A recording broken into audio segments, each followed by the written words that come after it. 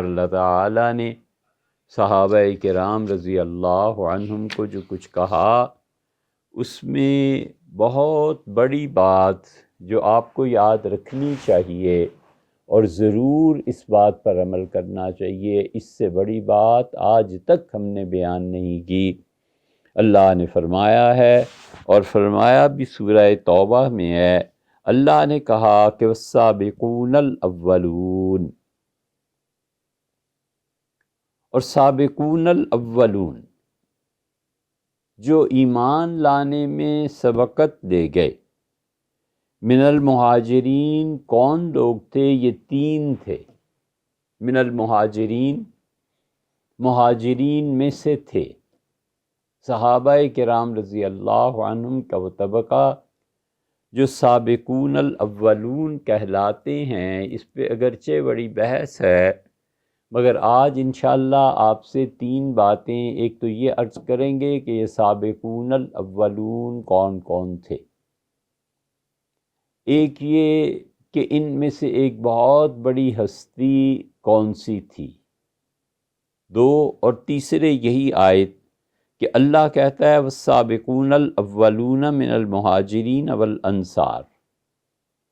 یہ جنہیں اللہ اپنا قرب عنایت فرمائے گا، اور سابقون الاولون یہ تین طرح کے لوگ ہوں گے۔ ایک تو مہاجرین ہیں جنہوں نے ہجرت کی، والانصار، اور انصار صحابہ کرام رضی اللہ عنہم جنہوں نے ہجرت کر کے آنے والوں کو پناہ دی، اور تیسرا جو ہے یہ ہے وہ اصل بات جس کی طرف بچوں توجہ دلانی ہے۔ اللہ نے کہا والذین اتبعوہم، جن لوگوں نے ان مہاجرین مکہ والے اور انصار مدینہ منورہ والے، ان دونوں گروہوں کی رضی اللہ عنہم کے نقش قدم پر چلے، اور نقش قدم پر چلنے والے کیا زبردست لفظ کا بے احسان، احسان کی کیفیت کے ساتھ،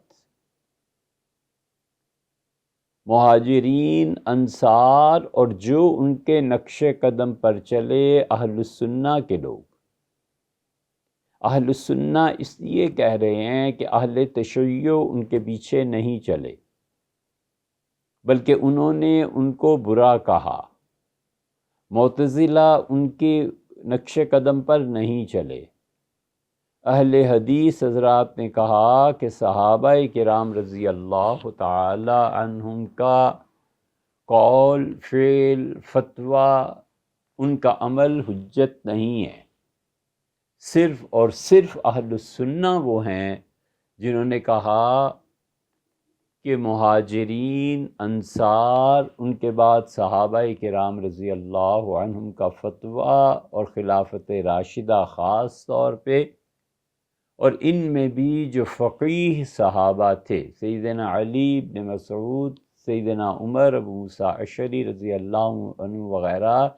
ان کے فتاویٰ کو حتیٰ کہ عقل پر احناف نے کہا کہ صحابی کے فتوے کو ترجیح دی جائے گی، اور امام ابو حنیفہ رحمۃ اللہ علیہم نے کہا کہ فَإِذَا جَاءَ عَنْ کتاب اللہ، خدا کی کتاب میں کوئی مسئلہ آئے گا تو ہماری سر آنکھوں پہ، فَإِذَا جَاءَ عَنِ النبی صلی اللہ علیہ وسلم، اور حضور صلی اللہ علیہ وسلم کا کوئی فتویٰ ہوگا، ان کی حدیث ہماری سر آنکھوں پہ، فَإِذَا جَاءَ عَنِ الصحابہ، اور صحابہ رضی اللہ عنہ کا کوئی فعل،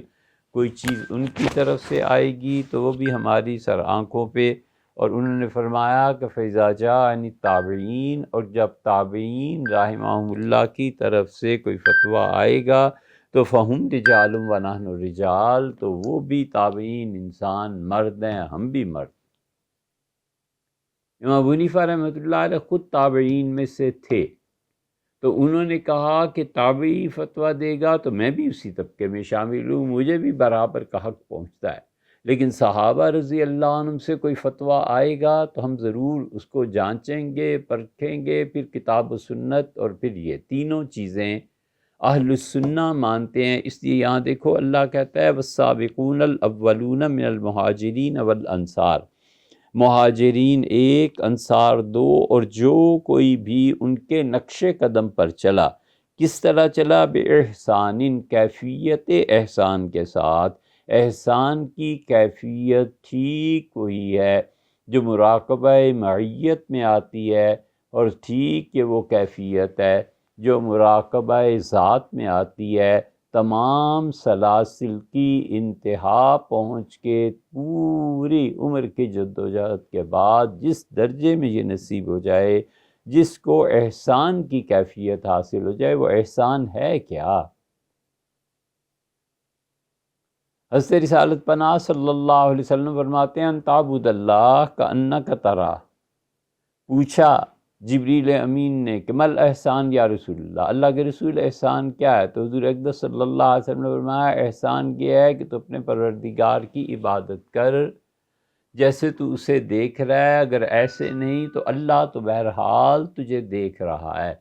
خدا کے حضور میں ایسی کیفیت طاری ہو جائے، مومن انسان صبح سے شام اور شام سے صبح تک ہر لمحہ اس بات کا خیال رکھے کہ اللہ میرے ساتھ ہے،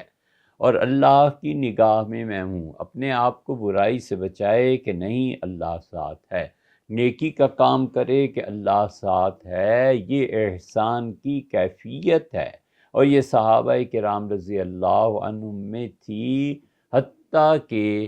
حضرت سعد رضی اللہ عنہ طواف کر رہے تھے، عبداللہ ابن عمر رضی اللہ عنہ طواف کر رہے تھے، تو ایک شخص کہتا ہے کہ میں نے عبداللہ ابن عمر رضی اللہ عنہ کو دیکھا اور ان سے رشتے کی، شادی کی بات کی ان کی بیٹی کے لیے، تو عبداللہ ابن عمر رضی اللہ عنہ نے مجھ سے کہا کہ طواف کے بعد، پھر میں نے عرض کیا تو انہوں نے فرمایا کہ تمہیں پتہ نہیں کہ اس وقت طبقات ابن سعد میں آتا ہے کہ میں خدا کے حضور میں تھا۔ اس کی کوئی تشریح آپ کر لیں، آخر پر یہیں پہنچیں گے۔ تو اس کیفیت کا یہ احسان 24 گھنٹے طاری رہے، اس کا اثر یہ ہوتا ہے کہ نہیں بولتا، کہ بڑوں کے سامنے بولنا بے ادبی ہے، بولتا ہے تو بہت احتیاط کے ساتھ الفاظ کا چناؤ اور انتخاب کر کے خرچ کرتا ہے، اور پوری اس احساس کی شدت کے ساتھ کہ میں اپنے مولا کے لیے خرچ کر رہا ہوں، ڈانٹتا ہے تو اللہ کے لیے اور استقبال کرتا ہے تو اللہ کے لیے، جس کے یہ سارے حالات و احوال اللہ کے لیے ہو جائیں، اور ہر لمحہ یہ احساس رہے کہ اللہ مجھے دیکھ رہا ہے، اللہ میرے ساتھ ہے۔ بلا کم و کیف ذات پاک میرے دل میں ہے، وفی انفسکم افلا تبصرون، اور اللہ تمہارے جی میں ہے اور کیا تم دیکھتے نہیں ہو؟ اس میں جتنا استغراق ہو جاتا ہے اتنا ہی مرتبہ احسان بڑھ جاتا ہے۔ ہم نے بہت سے اچھے صاحب علم جن پہ وثوق اور اعتبار تھا، اور اپنے مشائخ سے پوچھا کہ قیامت تک کے صوفیہ اس میں آ جاتے ہیں اس ایک میں، تو انہوں نے نہ صرف یہ کہ اس کی تصدیق کی، بلکہ بعض نے تو کہا کہ یہ قرآن کریم کی گہری سمجھ ہے جو اللہ نے تمہیں عنایت فرمائی ہے۔ یہ اس لیے یہاں دیکھو اللہ کہتا ہے سابقین کون ہیں؟ سابقون الاولون من المہاجرین والانصار والذین اتبعوہم باحسان۔ سابقون الاولون وہ ہیں جو مہاجرین ہیں، انصار ہیں، اور اس امت کے وہ افراد جو مرتبہ احسان پر پہنچ کے صحابہ رضی اللہ عنہ کے پیچھے چلتے ہیں۔ نتبعوہم میں جمع کا صیغہ ہے نا، اس کا ترجمہ کہیں بھی دیکھیں، جنہوں نے ان کی پیروی کی، ان کی جمع کا صیغہ آیا نا، اللہ رسول صلی اللہ علیہ وسلم اور صحابہ رضی اللہ عنہ تینوں کی پیروی کی۔ یا پھر دوسری تفسیر یہ کہ تبعوہم، چونکہ ضمیر ہمیشہ قریب کی طرف لوٹائی جاتی ہے، تو ہم سے مراد صحابہ کرام رضی اللہ عنہم ہیں۔ اللہ کہتا ہے جنہوں نے مہاجرین اور انصار کی پیروی کی کیفیت احسان کے ساتھ، رضی اللہ عنہم ورضوا عنہ، اللہ ان سے راضی ہے اور وہ اللہ سے راضی ہیں۔ اس لیے صحابہ کرام رضی اللہ عنہم ہی کے لیے یہ دعا نہیں ہے کہ اللہ ان سے راضی ہوا، اس امت کے بڑے بڑے اولیاء کرام وہ سب رضی اللہ عنہم کہلائے جانے کے مستحق ہیں۔ حضرت مجدد الفسانی سرہندی رضی اللہ عنہ، حضرت شاہ ولی اللہ رضی اللہ عنہ، شیخ عبدالقادر جیلانی رضی اللہ عنہ ہوں، لیکن پہلے یہ کہتے تھے امام ابو حنیفہ رضی اللہ عنہ، یہ کئی جگہ پہ پرانے نسخوں میں مل جائے گا، لیکن جب سے امت میں یہ ہو گیا کہ علیہ السلام انبیاء علیہ السلام کے لیے یا اہل بیت کرام رضی اللہ عنہ کے لیے استعمال کیا جائے گا، صحابہ کے لیے رضی اللہ عنہم کے الفاظ کہے جائیں گے، اولیاء کرام کے لیے رحمت اللہ علیہم کے الفاظ استعمال کیے جائیں گے،